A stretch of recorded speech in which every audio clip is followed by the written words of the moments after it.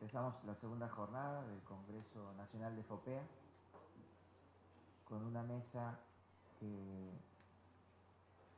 la que participan colegas de América Latina para tratar de buscar un contexto regional que siempre es importante para entender lo que ocurre en Argentina, porque América Latina en gran medida funciona como un sistema en el cual los procesos son muy similares y entonces podemos aprender unos de otros. En este caso, en este panel va a estar Andrés Colman, que es editor de la redacción de Ciudad del Este del diario Última Hora, uno de los diarios más importantes de Paraguay, y a su vez es director de Libertad de Expresión de FOPEP, que es una organización hermana de FOPEA en Paraguay y que está convirtiéndose en un referente en el periodismo paraguayo. En segundo lugar va a hablar Andrea Vial, que es directora de la Escuela de Periodismo de la Universidad Alberto Hurtado y a su vez ha sido periodista durante más de 30 años en radio, televisión, prensa gráfica, y a su vez es la creadora y coordinadora del Premio de Excelencia Periodística Alberto Hurtado, que se está convirtiendo en uno de los principales premios, y con todo lo que implica esto en posibilidad de mostrar y visibilizar las grandes cosas que hace el periodismo en un año, y es una enorme iniciativa para también replicar en este país, porque eso ayuda a difundir el buen periodismo.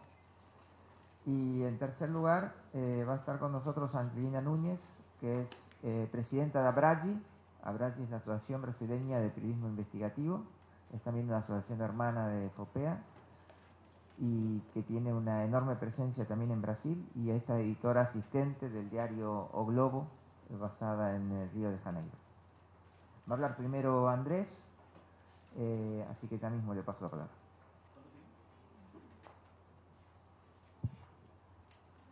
Sí, muy buenos días.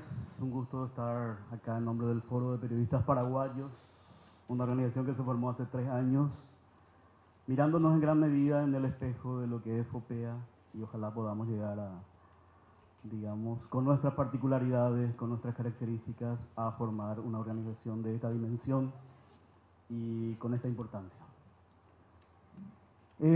Voy a empezar contándoles un poco una anécdota. Yo, como lo dijo, tengo 30 años de ejercicio del periodismo en Paraguay. Comencé muy joven, a los 14 años haciendo radio en el interior, a los 17 incorporándome a la redacción del diario Última Hora en Asunción. Soy de un pueblito del interior de Paraguay, bien campesino. Y empecé bajo la dictadura y bueno, recorrí bastante, y hoy estoy desde hace 2 años al frente de un proyecto de lo que yo llamo descentralización del periodismo. Me mudé de la capital a lo que es la triple frontera, Argentina, Brasil, Paraguay, Ciudad del Este. Acá, mi amigo Claudio Salvador, con él, que está en Puerto Iguazú, y están también en el Foro de Prensa Misionera. Estamos realizando varios trabajos juntos, estuvo participando de varios de nuestros talleres, y bueno, tratamos también de formar un periodismo regional entre los 3 países. Y estamos ahí preparando un foro para la triple frontera entre ABRAGI y FOPEA para el año que viene. Quiero contarles una anécdota, como les digo, lo que es el departamento de Alto Paraná, que está al otro lado de Misiones. Hace 3 años era pura selva, el sistema del bosque atlántico del Alto Paraná. Hoy es una mesa de billar, yendo desde Encarnación frente a Posada hasta Pedro Juan Caballero. Casi no van a ver árboles, van a ver puro cultivos de soja. Eso es un trabajo que hizo la dictadura, un paquete con Itaipú a cambio de la construcción, con Brasil, perdón, a cambio de la construcción de la represa de Itaipú, del Puente de la Amistad y una serie de cosas. Stroessner derogó la ley que prohibía que extranjeros puedan asentarse en la frontera, y 450.000 colonos brasileños se asentaron en toda esa franja, pelaron los montes, y hoy somos uno de los mayores productores de soja transgénica. tenemos indígenas envenenados por agrotóxicos, tenemos campesinos replegados, huyendo de sus fincas tradicionales y formando los cinturones de pobreza. Bueno, esa es también una herencia de la dictadura. Y cerca de Ciudad del Este está una ciudad que se llama Santa Rita, que no es una ciudad sino un espejismo en medio del desierto verde. Una ciudad que tiene hoy el mayor estándar de vida, de ingreso, y que tiene un 80% de pobladores brasileños o hijos o nietos de brasileños. Es como casi como un puerto espacial en medio de esa selva verde, donde uno ve, por ejemplo, niños rubios manejando, parecen unas naves espaciales, pero son unas pulverizadoras o cosechadoras de última generación, todo con aire acondicionado, computadoras, etcétera, ¿verdad? Bueno, en esa ciudad hace poco tuve una muy grata noticia. Tenemos un periodista allá que se llama Humberto Rubín, es director de Radio Ñandutí, la emisora que empezó el periodismo radiofónico en Paraguay, que estuvo clausurado durante la dictadura. Es un hombre ya de 74 años, con sus luces y sus sombras, pero lo reconocemos como el padre del periodismo radiofónico. Y él cada tanto se tira con unas ideas locas, ¿verdad? En este momento está haciendo una campaña que se llama Paraguay Respira, todo a pulmón, Paraguay Respira, que se plantea que en 6 meses quiere cultivar 14.500.000 árboles en una superficie de 500.000 hectáreas en diversas áreas del Paraguay. Y hace un mes se hizo el lanzamiento en esta ciudad, en Santa Rita, en la capital de la soja. Y una noticia muy linda que me llegó es que alumnos de un colegio, que ese día iban a hacer una fiesta de música sertaneja, decidieron suspender la fiesta y ofrecerse para ser voluntarios a plantar árboles de manera simbólica en ese lanzamiento. Y estuve allí y escuché que los jóvenes decían, bueno, así como nuestros padres y nuestros abuelos destruyeron las selvas del Paraguay, nosotros queremos comprometernos a refundar, a replantar, a reforestar el país. Y lo hablaban así con ese idioma mezcla de portugués, castellano, guaraní, que es muy, muy rico en ese mundo cultural de la frontera. Y planteo esto porque en el Paraguay, solemos decir, nos juntamos 3 personas y salen 4 líneas de pensamientos distintos, ¿verdad? O sea, somos muy hábiles en pelearnos y en diferenciarnos. Sin embargo, esta loca propuesta de Humberto Rubín, que lo hace como comunicador, como periodista, como empresario periodístico, es uno de los pocos espacios que está motivando que la izquierda, la derecha y el centro, los campesinos y los productores sojeros, los jóvenes y los viejos, la oposición y el gobierno tengan un consenso y todo el mundo esté apoyando esta iniciativa. Y lo hace un periodista, y lo hace un empresario periodístico, porque él creó su propia radio y fue creando una empresa casi familiar en torno a eso, y además nos enseñó a hacer, como te digo, periodismo radiofónico. Fue el primero que abrió el micrófono a la gente durante la dictadura, por eso le cerraron la radio, por eso le interfirieron, por eso patotas recorrieron y le rompieron todos los vidrios de la emisora, etc. Y él no lo plantea como un programa de responsabilidad social empresarial, ¿verdad? Él lo plantea como bueno, quiero hacer algo ahora que estoy viejo, ¿verdad? Quiero hacer algo por este país. Y la otra vez estaba hablando con un grupo de la Asociación de Empresarios Cristianos que me decían, las empresas periodísticas de Paraguay no tienen programa de responsabilidad social empresarial. Y yo les digo, lo que está haciendo Humberto Rubín creo que es el mejor programa de responsabilidad social empresarial, si bien no lo llama así. Y quería empezarles contándoles eso porque creo que genera un poco lo que es digamos, en qué está hoy la prensa paraguaya en general, ¿verdad? O sea, y parto de esa pijotada de Humberto Rubín para contarles un poquitito la historia de los medios y los periodistas en Paraguay, ¿verdad? A diferencia de lo que decía ayer la señora Estela Carlotto, los medios en Paraguay nacieron durante la dictadura de Stroessner, que es además herencia y suma de muchas otras dictaduras. A diferencia de ustedes, nosotros no teníamos antes un proceso democrático. Venimos después de la guerra, una sucesión de dictaduras, semidictaduras, ¿verdad? Poco tiempo tuvimos experiencias de verdadera participación política. Recién después de la caída de Stroessner aprendimos a intentar construir una democracia. Y los medios principales que hoy tenemos nacieron durante la dictadura de Stroessner. El diario ABC Color, el primer diario importante, el que inauguró el offset, nace en 1973 y lo inaugura el propio Stroessner allí. Nacen con digamos, en gran medida totalmente acríticos a la dictadura. Perdón, el 67 nace ABC Color. Última Hora, el segundo diario en el cual estoy, nace en el 73. También Stroessner viene a inaugurar la máquina. O sea, todos esos diarios, ustedes miran los primeros ejemplares y está ahí Stroessner en la tapa inaugurando los diarios. Radio Ñandutí también, en los años 70, lo inaugura Stroessner. Y esos diarios empiezan, ¿verdad?, de a poquito a aprender a plantarse ante la dictadura. Y lo hacen en gran medida por los periodistas. Periodistas que tenemos una herencia de dignidad muy fuerte. Lo heredamos de Rafael Barret, un luchador, escritor, periodista español que vino y descubrió que era paraguayo en Paraguay a principios del siglo.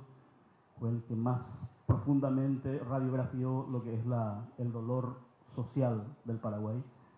Creo que el primero que hizo periodismo de investigación con una serie muy buena que se llama Lo que son los yerbales, que le costó el exilio, volvió a entrar, lo volvieron a echar y finalmente fue a morir, ¿verdad?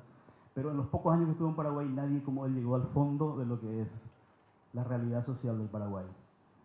Augusto Roa Bastos es su discípulo, nuestro gran escritor, que también fue un gran periodista, secretario de redacción del diario El País en los años 40, antes de la Guerra Civil del 47, que tuvo que huir del país y exiliarse en Buenos Aires. También una historia de dignidad y de periodismo social muy fuerte.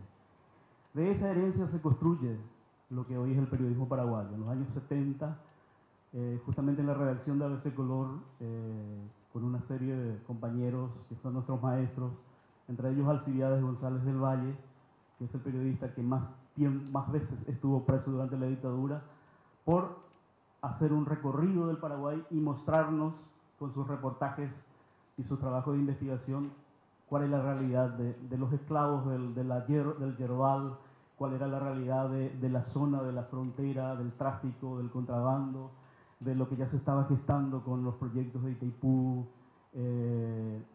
y empieza el tema a radiografiar el tema de los derechos humanos durante la dictadura. De ese periodismo nacemos nosotros, los que somos la generación de los 80, de los 90, y a diferencia también de Paraguay, creo que el periodismo paraguayo no se cayó durante la dictadura, por lo menos la gran mayoría, ¿verdad? Y si bien hubo una pequeña porción de periodismo muy servil a la dictadura, el sindicato de periodistas nace en el año 79, durante la propia dictadura, es proscrito, es perseguido, pero se convierte en un referente muy fuerte y muy combativo del periodismo paraguayo en la dictadura. Y es ese periodismo el que obliga a los empresarios a empezar a tomar posturas editoriales. Y eso hace que el diario Última Hora, el diario La Tribuna, sean clausurados durante un tiempo, en el 79, y que el diario ABC Color, Radio Ñandutí, el semanario Comunidad, sean clausurados durante casi 10 años hasta que cae la dictadura. Cae la dictadura y empieza, digamos, el aprendizaje de cómo hacer periodismo en democracia. Y ahí se produce un poco el nacimiento de lo que es el periodismo moderno de investigación en Paraguay. En los años 90 se forman las unidades de investigación en Última Hora y en ABC Color, que hasta ahora siguen y con muy buenos trabajos. La televisión empieza a incursionar en periodismo de investigación y se produce, creo que, el periodismo va al encuentro del Paraguay profundo. Primero, una revisión, como ocurrió acá, de los excesos de la dictadura. Acuérdense que nosotros descubrimos el archivo del horror, que es, creo que, el archivo más documentado de lo que fue la represión dictatorial. El periodismo tiene mucha importancia en acompañar al doctor Martín Almada en ir cuando tienen el dato de que estaba ahí todos los papeles de la policía secreta de Stroessner. El periodismo hace un cordón alrededor para que la policía no pueda ir a impedir que esos documentos, y se hace una guardia. Nosotros dormimos allí esa noche, amanecimos allí, hasta que, digamos, la justicia pueda precautelar esos documentos que hoy son lo que se llama el archivo del terror. Digamos, el más importante registro del operativo Cóndor, por ejemplo, ¿verdad? Y de todos los excesos de la dictadura peronista, y también creo que papeles de la dictadura chilena, argentina, uruguaya están ahí. Y eso el periodismo indagó hasta el fondo, ¿verdad?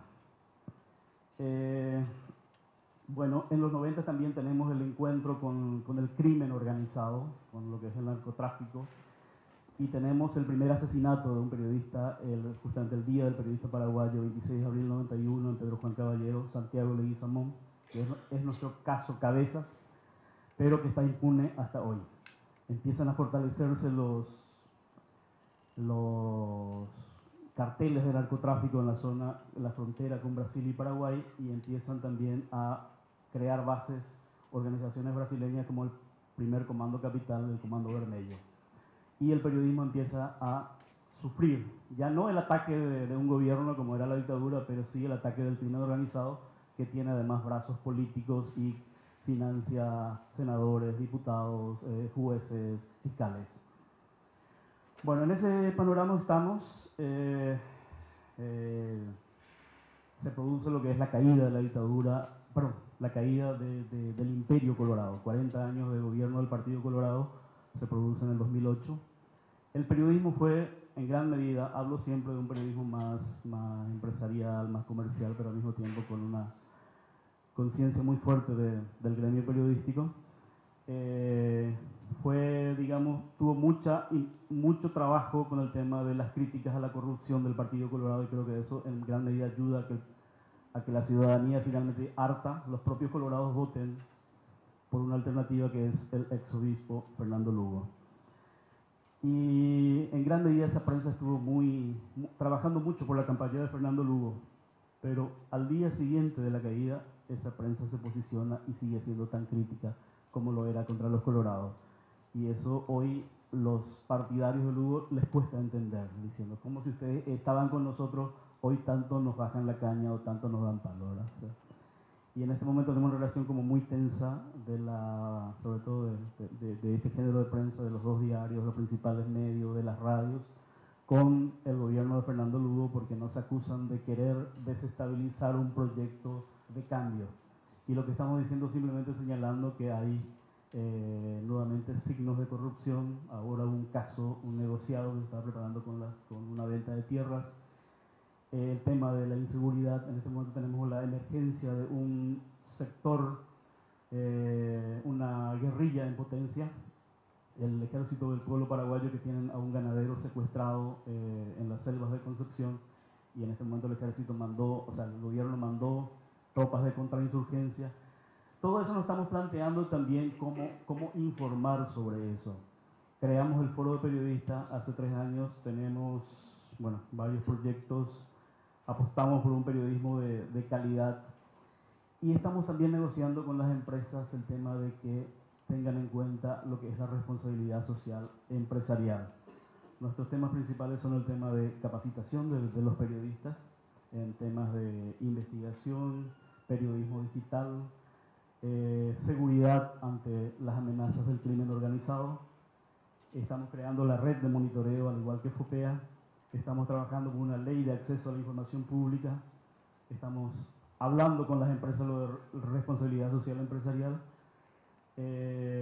Nuestro código de ética, estamos trabajando con Javier Darío Restrepo para sacar nuestro código de ética, y queremos también ahora entrar en el mismo tema de la despenalización de delitos como injuria, calumnia, etc.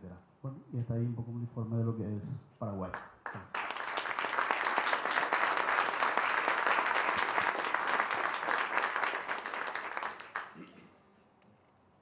Muchas gracias, Andrés, para quienes llegaron tarde. Andrés es editor de la redacción Ciudad del Este de Última Hora y a su vez director de Libertad de Expresión de la Organización Hermana de Paraguay, FOPEP. Ahora va a hablar Angelina Núñez, quien es presidenta de ABRAGI, Asociación Brasileña de Periodismo de Investigación, y editora del diario O Globo.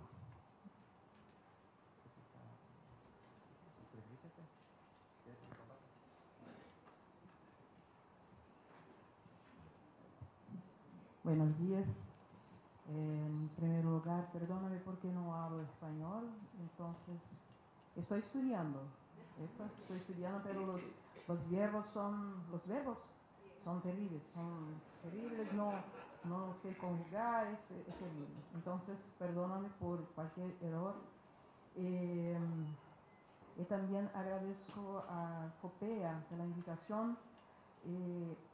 Ayer estuve hablando con Gabriel que estaba me sintiendo en una reunión por la noche como una reunión de viejos amigos de infancia, porque estaba conociendo personas de lugares diferentes con problemas tan iguales, ¿no?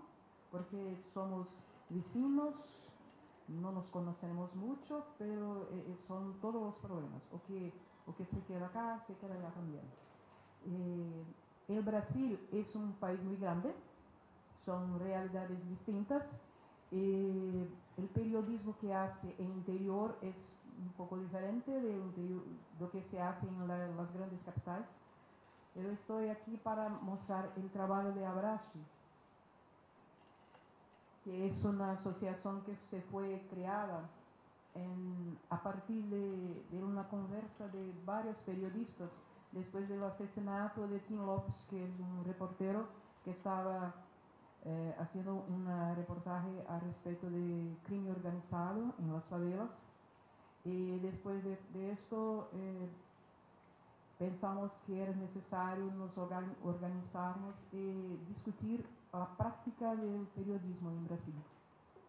Entonces, estamos desde diciembre de 2002, tenemos 2.100 socios, pero 400 solo que pagan. Los otros no están pagando, vamos a hacer una campaña. Eso.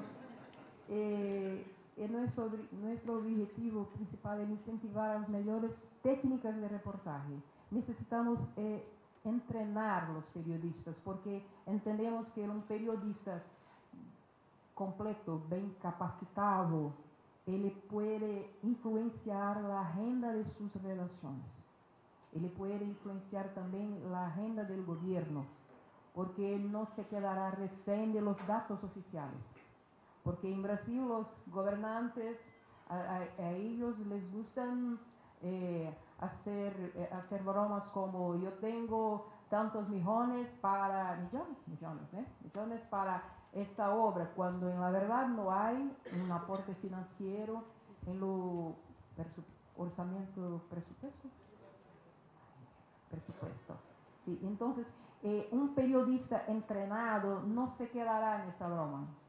Entonces Abrache trabaja para mejorar la capacitación de los periodistas. Y también estamos defendiendo la necesidad de una aprobación de una ley que garanta o acceso a las informaciones públicas. En Brasil no hay una ley. Todas las veces que necesitamos hacer un reportaje con datos oficiales, hay que depender de la buena voluntad de los servidores públicos, porque ellos tratan la información pública como si fuera de ellos. Entonces hay un problema muy grande. Ahora participamos de un foro de derecho de acceso a la información pública. Ojalá conseguiremos la ley, porque está en manos de un relator que está recibiendo enmiendas para que la ley sea votada en Congreso. Ponemos Abrache puso en los sitios de la internet una convocación para que todos los socios puedan enviar sugestiones para enmiendas a la ley. Entonces yo creo que conseguiremos, es un paso muy importante para nosotros. Actuamos con congresos, el último fue en julio pasado, tuvimos 400 periodistas y estudiantes. Lo próximo estamos empezando a conversar sobre los congresos el próximo año también. Entrenamos más de 3.000 periodistas en congresos y cursos, porque entendemos que como el Brasil es muy grande, las pequeñas ciudades necesitan de cursos online ou presenciais. Então, vamos onde estão os periodistas. Nisso. Também hacemos cursos de desenvolvimento humano com o Instituto Ayrton Senna. É muito importante trazer para a agenda de las relações temas como educação, meio ambiente, direitos humanos, que não sempre não estão na pauta de las relações. Então, hacemos cursos talleres para que os periodistas puedan en sus redacciones proponer pautas específicas y están preparados para esto. Mostrando también, haciendo una mirada diferenciada de la pauta. Entendemos que esos temas que son invisibles, ayer estuve escuchando acerca de los temas invisibles que no aparecen en la agenda de las redacciones y de gobiernos. Queremos traer estas historias de los pobres, de la violencia, de las víctimas, que son invisibles, que dejan de ser invisibles. Hacemos palestras también en facultad, redacciones y otras entidades. No es un trabajo fácil, es un trabajo de formiguilla, porque no hay una cultura en todo el país de que es necesario entrenamiento, es necesario una capacitación. Es un trabajo muy difícil porque somos muy grandes, tenemos dimensiones, como se dicen, continentales. Entonces, o que se hace, o que se sucede en Porto Alegre no es que se sucede en Natal o Fernando de Noronha. Hay 1.500 kilómetros, 2.000 kilómetros, 3.000 kilómetros de distancia. Entonces, son cosas diferenciadas. Ponemos también en nuestro sitio en la internet, para ayudar a todos los periodistas, bancos de datos sobre crímenes organizados, para que todos puedan intercambiar informaciones y que se pueda hacer un periodismo mejor. En ese sitio hay fuentes, reportajes, contactos telefónicos y de correos electrónicos también de los abogados. Es muy importante, principalmente para quien trabaja en el interior del país. Esa interacción se da también por una troca permanente, un intercambio permanente de ideas, de pautas también.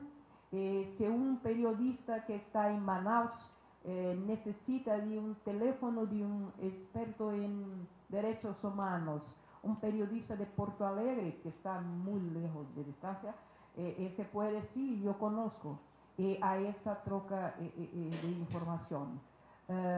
También publicamos 2 libros, uno que reúne reportajes que hicieron diferencia en la época de la dictadura, y también un otro que abarca 50 años de crimen organizado, que muestra la trayectoria del crimen organizado en Brasil, especialmente en Río de Janeiro, donde vivo. Lo que percibimos es que esta capacitación está haciendo reflejos en las empresas, en la cualificación de los periodistas. Las empresas empiezan a entender que es necesario sí una capacitación. Y habrá que hablar, estamos con varios directores en varios estados, o que nos permite también traído para presentar el reportaje, 3 reportajes que yo coordiné en la área de administración pública, que muestra una preocupación en traer asuntos que estaban invisibles. Son personas que hicieron cursos, que entrenamiento, que dan una mirada diferenciada. Está también en una preocupación de los editores. Eso, esa muestra de reportajes es un tema que nos persigue, que es las favelas. La violencia en las favelas en Río de Janeiro es muy nos atormenta, nos asombra a todos, porque es creciente.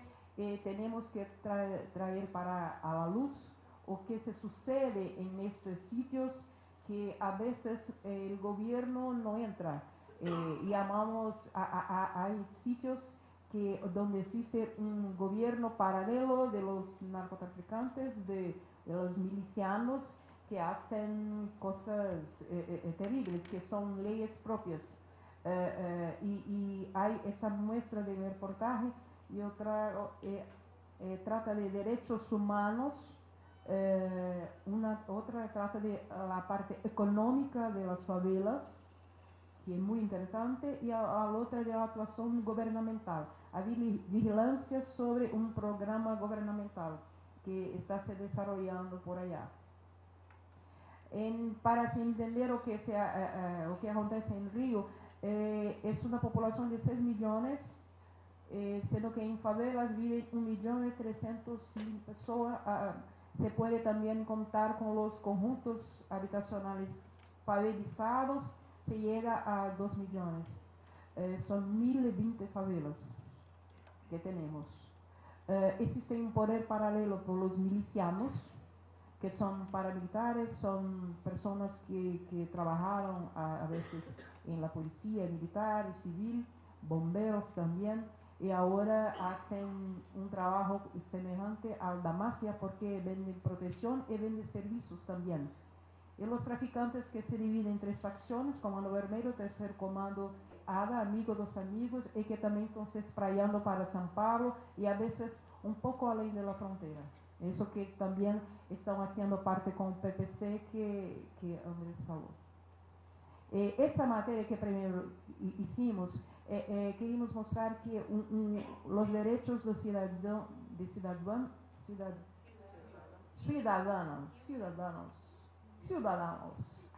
no eran respetados. O derecho à vida, a integridade física, a locomoção, a inviolabilidade do lar, ou seja, eles colocavam o pé na porta e entravam com tudo. A liberdade de associação. Essa imagem que estão vendo é de uma favela próxima ao centro da cidade. A democracia não, dizemos que a democracia não sobe o morro porque como se existisse uma cidade paralela. Isso. Habían crímenes sin castigo porque no habían corpos. 7.000 desaparecidos en 10 años. Porque no se encontraba el cuerpo. Sabemos todos que en las favelas las víctimas de la violencia son escuartejadas, son jogadas a los puercos. Entonces, los cervos. Entonces no hay nada para se contar la historia. Y también mostramos que las personas trabajan mucho y ganan y reciben poco de los trabajos oficiales, ¿no? La tortura es una práctica que no se cerró. La tortura todos que se pueden imaginar, como hasta la época de la dictadura, los tribunales paralelos en acción no moro. Es bueno que se entienda que este tipo de reportaje no es un reportaje frecuente en los medios porque es necesario tiempo, entrenamiento de periodistas y también una disposición de los medios para publicar esto. Y que se pueda también sensibilizar a los gobernantes que esto está aconteciendo debajo de nuestras narices, ¿eh? Que no se hace nada. Los exilados que estaban en las favelas también, los milicianos hicieron portones y murallas para que las personas no pudieran se locomover libremente y no se podían asociarse a nada, hacer grupos para se pensar en nada. Y con esta materia conseguimos cambiar la agenda del gobierno, porque los gobernantes pasaron a discutir o que estaba aconteciendo. Claro que no somos ingenuos, todos sabían lo que estaba aconteciendo, pero cuando traemos a luz esto, son obligados a hacer algo, como hicieron. Y después del año siguiente también se hace otra materia al respecto de la parte económica. Es necesario decir que no existen datos oficiales. Entonces, si capacitamos un periodista, él es capaz de reunir datos que están soltos y formar un dato, una estadística para mostrar lo que se sucede lá en términos económicos. hicimos, hay un capitalismo salvaje que no hay ley. Estamos hablando de un movimiento de $1,5 bilhão de todo, ilegales, informales, lucros con alquiler que llegan a 107 millones, como 200 millones de pesos. Son personas que lucran con la miseria, son milicianos que están haciendo esto. Después de esta materia, los gobernantes cambiamos la agenda del gobierno porque hicieron un combate más frecuente y están ahora quebrando la espina dorsal de la parte económica de los milicianos. Mostramos también que hay una influencia muy grande de la violencia con los políticos. Los milicianos están eligiendo personas. Es muy importante para discutir esto. El perfil económico está allá. Y también el tercer reportaje que hicimos fue vigilar las acciones gubernamentales. En las favelas de Río de Janeiro, el gobierno puso unidades policiales para pacificar la favela. Entonces fuimos por allá y mostramos lo que estaba sucediendo. Era un desafío porque son de 1.020 favelas, estamos tratando acá de 5 favelas. Es una cosa, una ciudadanía lenta, gradual, una libertad que no se hace muy bien, está en el filo de la navalla, que como hacíamos, en una situación peligrosa. Hay, por fuerza de la ocupación policial, no se puede oír funk, que es una música que surgió de las favelas. No se puede oír porque los gobernantes entienden que la música significa la violencia a los traficantes. Entonces, es como una construcción de la democracia lenta y gradual. Estamos vivenciando esto, una nueva ley de mercado. Mostramos también que los traficantes, mismo con la presencia policial, están activos y hay una resistencia muy grande por parte de ellos, y que si el gobernante quisiera, esta situación se cambia. Lo que gostaria de decir es que a partir de una reflexión profunda, a partir de una reflexión profunda y también de nuestras relaciones, es posible hacer un periodismo de calidad. Estamos gateando en un inicio ainda, pero que yo entiendo que es un trabajo que está empezando, pero un trabajo firme, que podríamos discutir la calidad y entender que un periodista, y yo repito, un periodista entrenado, capacitado, faz diferencia. Es eso que nos interesa, que no se quede refén de nadie, que se pueda cambiar realmente la realidad. Gracias y discúlpame por los errores. Gracias. Gracias, Angelina.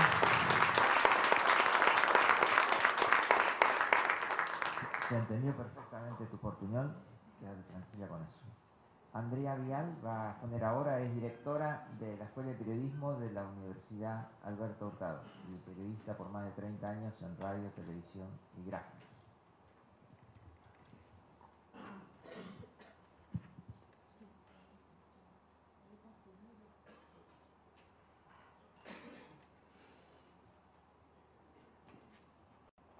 Ok, hola. Buenos días. Yo de verdad, va a sonar como típico cliché, pero no es así que estoy agradecida. Estoy demasiado feliz de haber venido. Siempre en Chile decimos, ¿quién quiere hacer algo entretenido? ¿Quién iría a Buenos Aires? Y es como algo que nos da vuelta siempre, y así que quiero agradecerlo y espero, supongo que cuando uno viene una vez ya queda automáticamente invitado para el resto de los años. Por lo menos así se usa en mi país.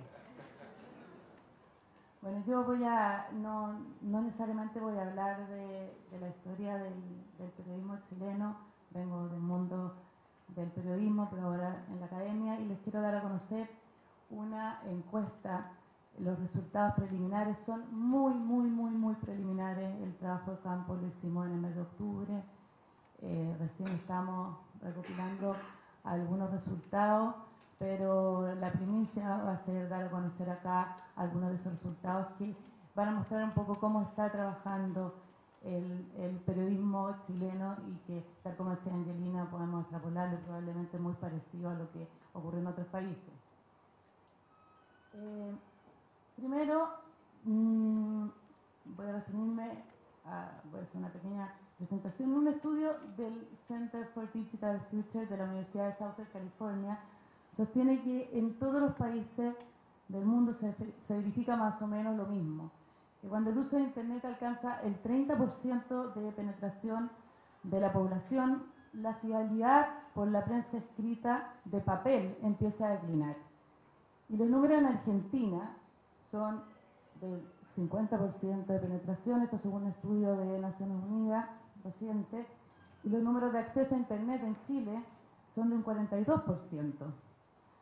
Por lo tanto, estaríamos ya en la curva descendente respecto de los diarios de papel, la información en diarios de papel.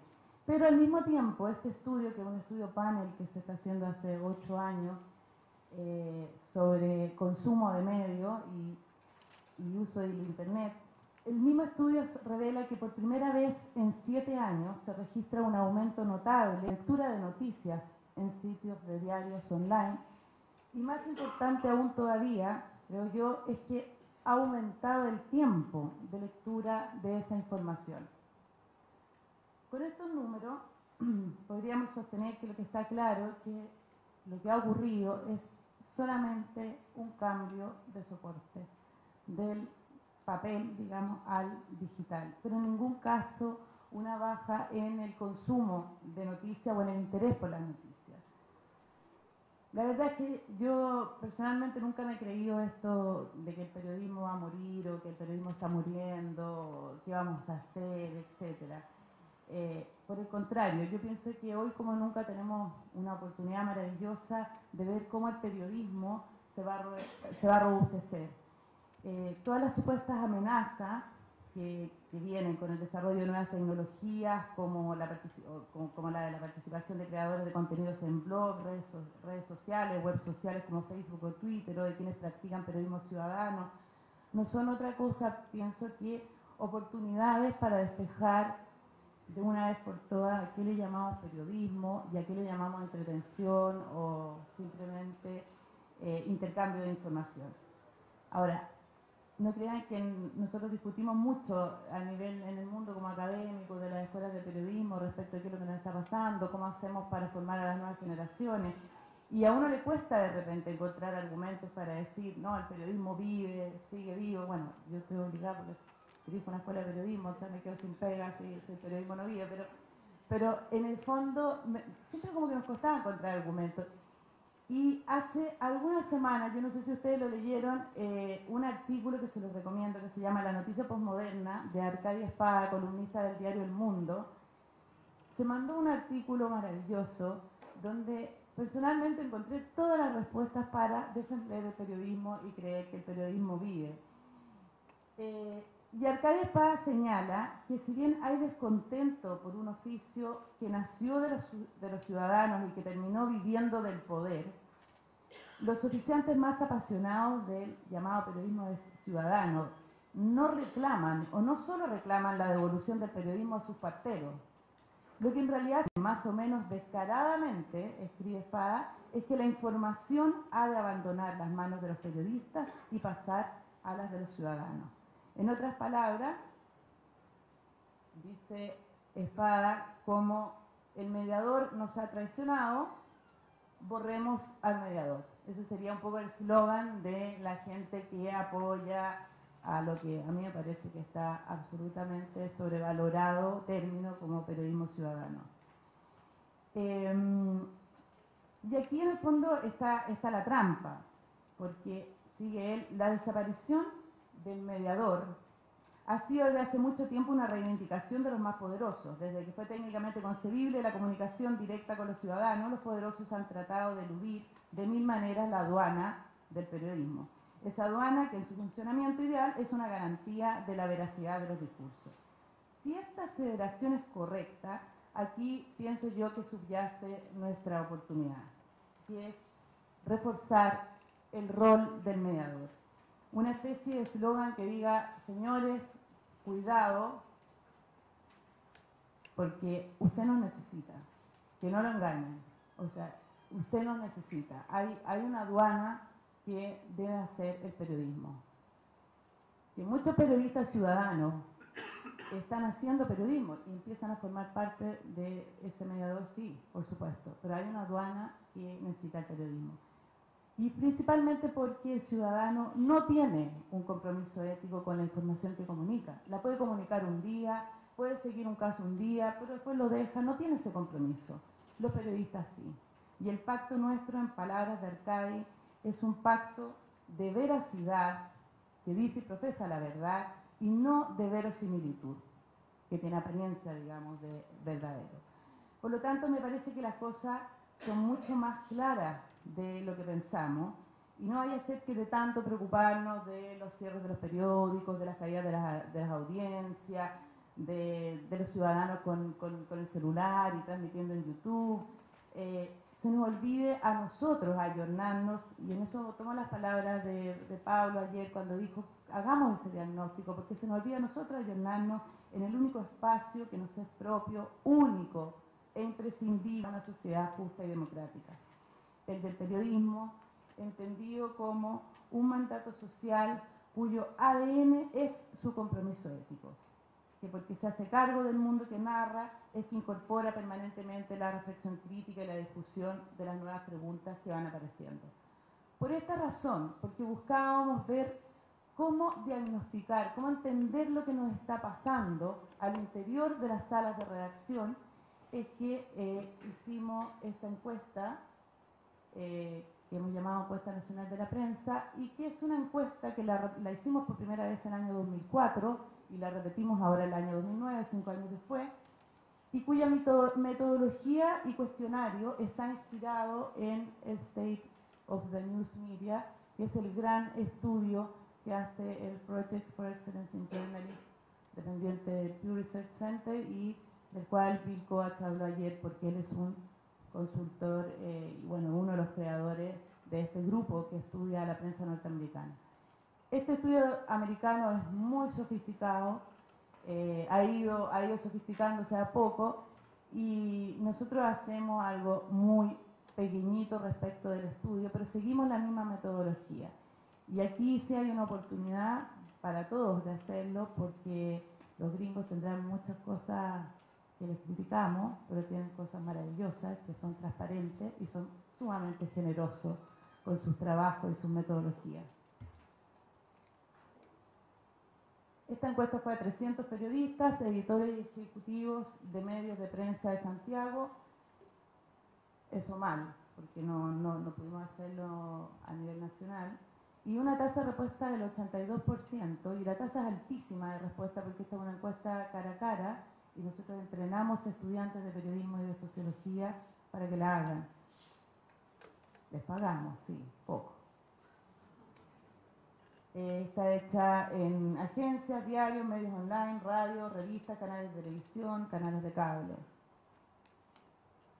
Y aquí voy con algunas de las preguntas y de los resultados. Ante la pregunta, ¿en qué área usted cree que se concentran los mayores problemas a los que se ha enfrentado el periodismo hoy? El año 2000, la mayoría de los periodistas, el 35%, consideró que en la calidad de la cobertura, ahí estaban los mayores problemas. Y respecto a la ética, el año 2004, pensaba, solo el 5,7% de los problemas estaban ahí. El año 2009, la calidad de la cobertura se mantiene, pero aumenta considerablemente el tema ético. Un 17% considera que ahí están los grandes problemas. Y también llama la atención que sobre el ambiente general del ejercicio de la profesión, aparentemente esos problemas han ido declinando. Y nuestra interpretación, y esto es muy preliminar todavía, nuestra interpretación es que todo lo que pasaba en el 2004 respecto a lo que se venía, que Internet, que muchos periodistas ni siquiera manejaban los recursos mínimos de de manejo de nuevas tecnologías, eso ya se ha ido apaciguando. O sea, como que ya hay algo natural, digamos, de la relación con la tecnología.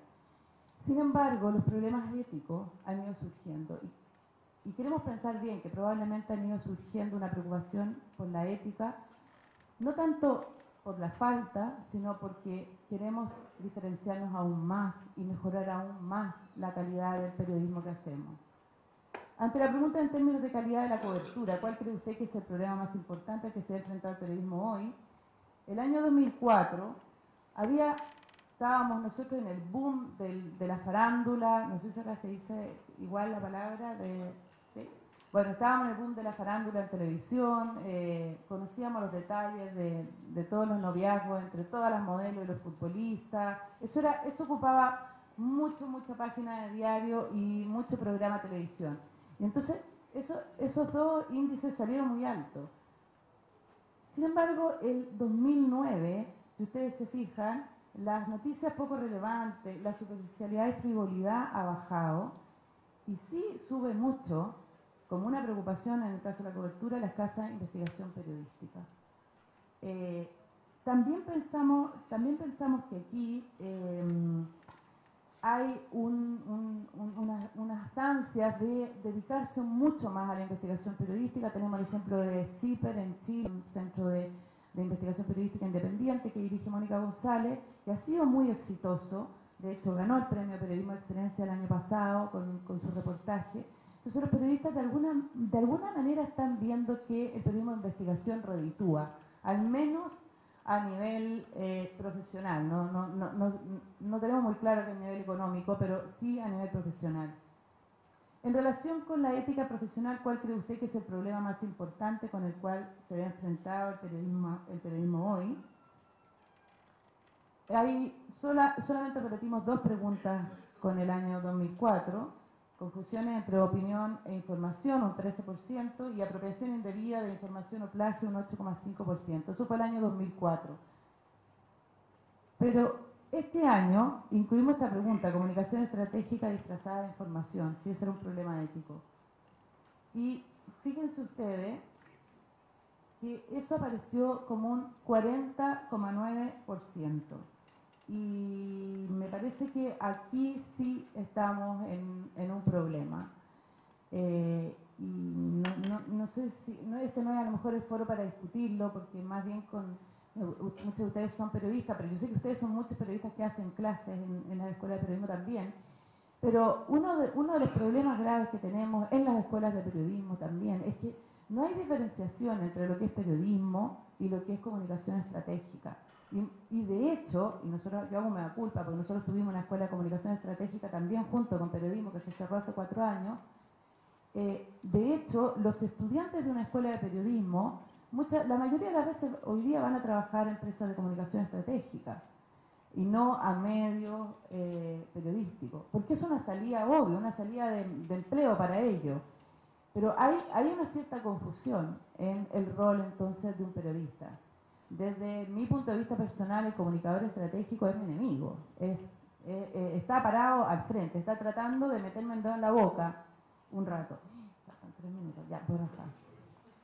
¿A qué llaman comunicación estratégica? A la gente que se dedica a trabajar en empresas de comunicación, como es entre relaciones, es una cosa más sofisticada que relaciones públicas. ¿Qué otra cosa cree usted que el periodismo está haciendo que viene en estos días? El año 2004 es trabajar en sitio web y uso de nuevas tecnologías. Eso era como lo que la gente pensaba que estábamos haciendo bien. Y hoy día eso ya estamos pensando que lo hacemos súper bien. Pero esto habla, pienso yo, de que hemos ido incorporando con naturalidad el tema. En general, ¿cómo califica el trabajo que está haciendo el periodismo en términos de equilibrar la tensión entre lo que la audiencia quiere saber y lo que es verdaderamente importante que sepa? Y a nosotros nos parece que aquí hay malas noticias, porque que un 61% piense que está haciendo más o menos el rol de equilibrar lo que puede ser interesante para la población, pero no necesariamente lo que es relevante, me parece que ahí hay una alerta. Frente a las siguientes afirmaciones relativas a la prensa, marque con una X su grado de acuerdo. Acá hay una diferencia, no, me la voy a saltar porque bueno, me quedan 2 minutos. Se le ha motivado a cubrir una historia porque está relacionada con algunos de los propietarios del medio, oficiadores de esto, de las porcentajes de afirmaciones positivas, de los que dijeron que sí. El año 2009, subió mucho el tema de lo que nosotros llamamos autobombo, o sea, que sí lo han alentado a cubrir noticias que tienen que ver con otros medios del mismo dueño. En Chile se ha ido concentrando mucho, hay mucha concentración económica, concentración de medios, y entonces pasa mucho que el periodista de la radio X es siempre el que sale entrevistado en el diario X, que son los dos del mismo medio. Y eso, los mismos periodistas reconocen como algo complicado. ¿Con qué frecuencia se ocurre evitar la cobertura de una noticia considerada relevante? Bueno, acá el único punto que yo creo que podríamos rescatar también es que a nosotros nos parece que es alto el porcentaje que considera que cuando una noticia aburrida no la publica. Y si tenemos que publicar puras cosas entretenidas, todos sabemos lo que nos entretiene. Probablemente el nuevo código de agua no es entretenido, pero es labor del periodista ser creativo para hacerlo. La alerta, yo creo que una es invertir en credibilidad. La audiencia solo cambiaron de soporte, hay que sacarse de la cabeza que pasaron muchas otras cosas más, pero no es tan grave para el periodismo. Yo creo que estrechar la relación entre la academia y el mundo profesional, eso es fundamental hoy día, porque nosotros no solo tenemos que preparar a los alumnos de pregrado, sino que lo que tenemos que seguir haciendo es esto, es seguirnos capacitando quienes estamos ya en el mundo profesional y somos más viejitos. Trabajar en modelos de negocio sustentables que aseguren la independencia, capacitación para el dominio de las nuevas tecnologías. A mí me parece que ningún periodista que se precie de tal puede decir yo no manejo las nuevas tecnologías, yo ya me quedé atrás, yo no uso Facebook, no uso las webs sociales. No, tenemos que estar ahí. ¿Por qué? Porque tenemos que compartir con nuestra audiencia y eso me parece que es fundamental. O sea, no podemos negarnos a esto y habrá que invertir en las vacaciones de verano en aprender y en aprender bien además. Transparencia absoluta, lo que dijo un poco Pilcovac ayer, o sea, tenemos que dar a conocer el proceso más que el resultado, porque eso es lo que nos están exigiendo nuestra audiencia. Evaluar permanentemente cómo cumplimos nuestro rol profesional, ahí cito nuevamente a Pablo, o sea, diagnosticarnos qué nos está pasando. Y por último, dudar de todo menos de la necesidad de un periodismo de calidad. Muchas gracias.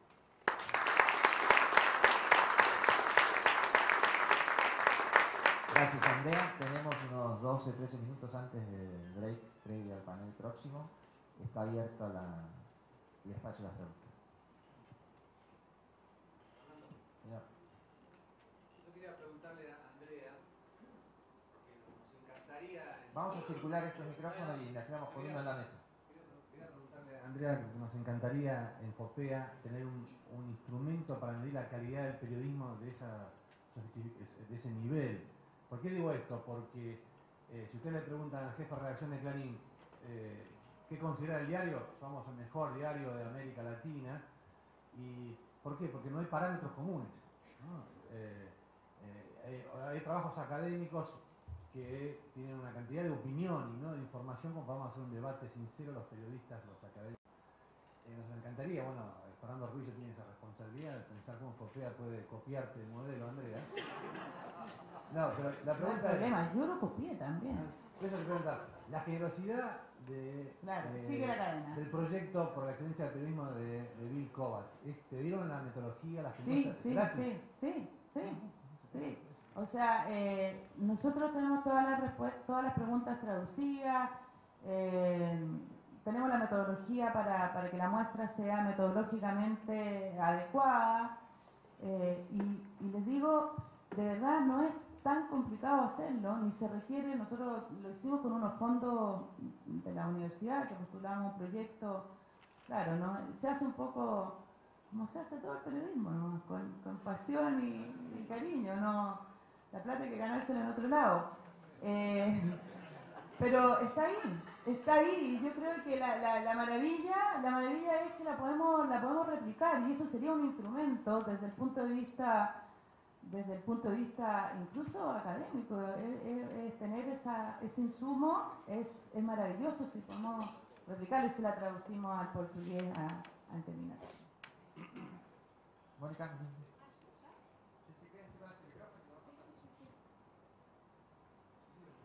Yo quería preguntarle también, Andrea, ¿qué dificultades observan ustedes para el ejercicio del periodismo en cuanto a la libertad de expresión en Chile?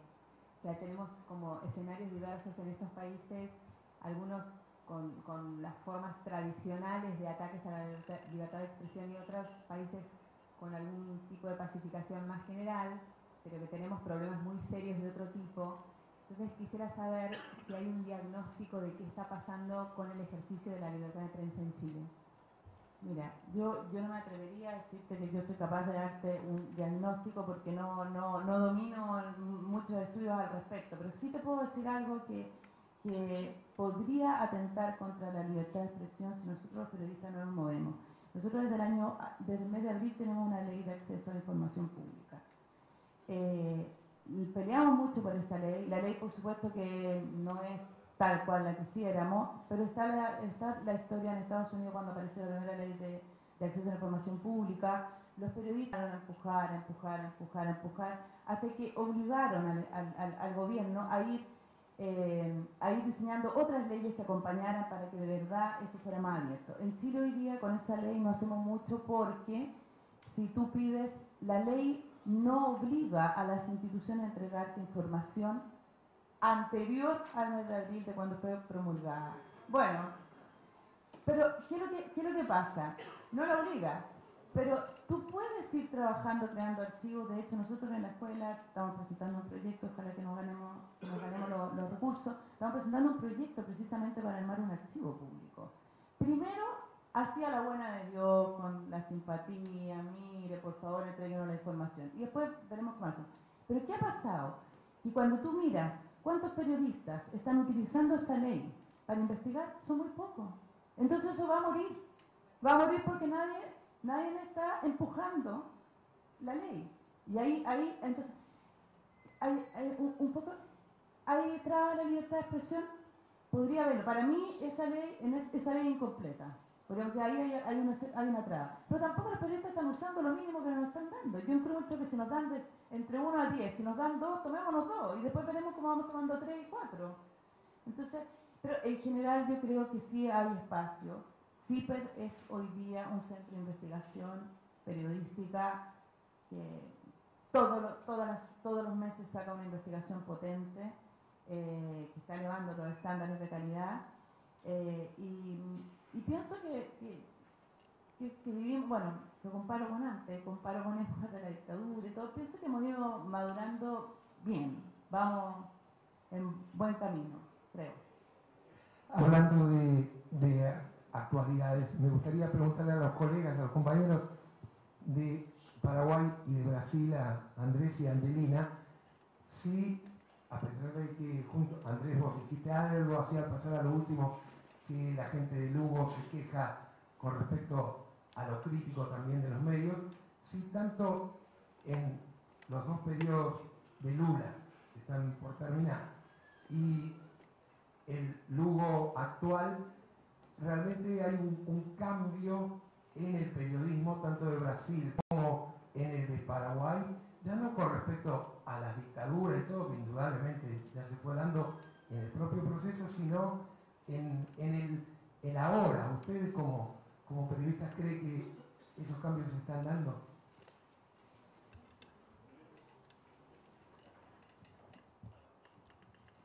Bueno, en el caso de Paraguay sí hubo cambios interesantes. O sea, Lugo fue el único candidato en la última campaña electoral que habló de una ley de prensa. De una ley en Paraguay, la prensa tiene solamente, la Constitución consagra artículos muy interesantes como el tema de que el periodista no está obligado a revelar su fuente, etcétera, una serie de conquistas que se lograron en la última constituyente. Lugo planteó una ley de prensa en la campaña electoral, hubo mucha polémica. Cuando ganó, se mostró muy molesto por el acoso mediático, habló de la dictadura de la prensa, creó mucha polémica. Después se hizo el año pasado la asamblea de la Sociedad Interamericana de Prensa en Paraguay. Él fue y se comprometió en respetar estrictamente la libertad de expresión, y a partir de ahí hubo como un mayor, como dejó de lado el tema del ataque a la prensa, ¿verdad? Pero la relación seguía tensa. La prensa, como te digo, los principales medios se volcaron apoyando más que nada la caída del Partido Colorado, y fueron muy determinantes en creo que en la misma, en instalar eso en la ciudadanía. Pero desde el primer momento no le perdonaron nada a Lugo. Y hoy, sobre todo, algunos sectores, como parte del diario Ese Color, que es muy conservador, está hablando del tema del cuco del chavismo, que nosotros, como en última hora, no compartimos y creemos que es mucho. No vemos que haya una amenaza real de instalarse un proyecto chavista en Paraguay. Cosas nuevas que hubo en el tema de la prensa es, Lugo desarrolló mucho el tema de los medios alternativos, del apoyo a las radios comunitarias. Ahora se instaló inclusive una cuestión polémica porque Itaipú dio varios avisos institucionales a radios comunitarias cuando la ley lo prohíbe. Entonces hay todo un debate que no están sabiendo cómo arreglar. Pero de parte del gobierno hay un respeto estricto a la libertad de expresión. Crearon muchas usinas informativas que antes no había. Hoy el gobierno mucho más transparente, páginas en internet, los ministerios, y cuando nosotros pedimos información la tenemos del gobierno. O sea, es muy transparente. Al frente de la Secretaría de Información está un periodista muy destacado, muy querido, con mucha trayectoria, Augusto dos Santos, y están tratando de desarrollar un proyecto de política de comunicación muy amplia, muy transparente, ¿verdad? Para nosotros es interesante los avances, como JOPET, y lo hemos señalado inclusive en varios pronunciamientos.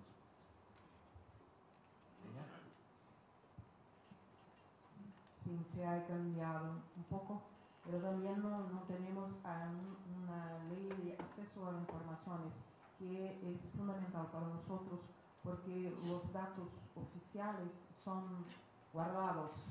Y hay una expresión que se dice un sigilo eterno acerca de informaciones gubernamentales. Entonces está se discutiendo en el Congreso Nacional una ley. Estamos haciendo cambios también enmiendas al proyecto de ley para que ese sigilo eterno se traduzca en otra cosa. Hasta ahora tenemos una promesa de 25 años, por más 25, no es perfecto, pero es mejor que un sigilo eterno. Los datos son escondidos, son acobertados por todos mismos. Y también tenemos un ataque a la libertad de expresión. Hay un periódico, Estado de São Paulo, que está prohibido de publicar noticias al respecto del presidente del Senado, porque hizo una investigación al respecto de cosas de sus familiares. Está prohibido hace casi 2 meses. Entonces están todos los medios, se publicó. Hasta hoy, Estado de São Paulo no puede publicar noticias al respecto de los parientes de esto político, pero no se puede. Se publicar, se recibirá una multa muy grande en eso. Entonces hay ese tipo de cosas aún aconteciendo hoy, en pleno siglo XXI. Eso estamos, como he dicho, estamos gateando en muchos aspectos. Ha cambiado, sí, no es como en la época de la dictadura, pero estamos en sectores oscuros aún. Te pido disculpas, no vamos a poder hacer la pregunta ahora por el cierre. El político que mencionaba Angelina es José Sarney, ¿no? Que es viejo conocido de Argentina. Ella no lo puede decir. Pero sí fuera del país.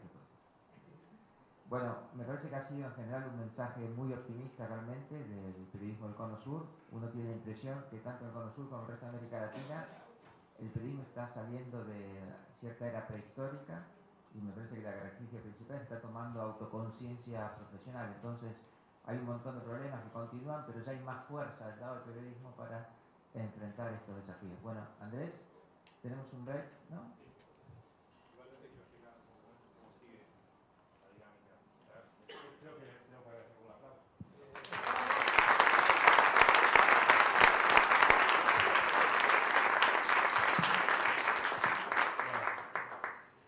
Buen día para los que nos saludé. Solamente para explicar la dinámica cómo sigue. Una de las mesas que siguen, que eran paralelas, las tuvimos que cancelar porque, bueno, lamentablemente uno de los expertos no podía presentarse, entonces no tenía sentido que sigamos adelante con esa mesa, que además tenía solo 2 personas.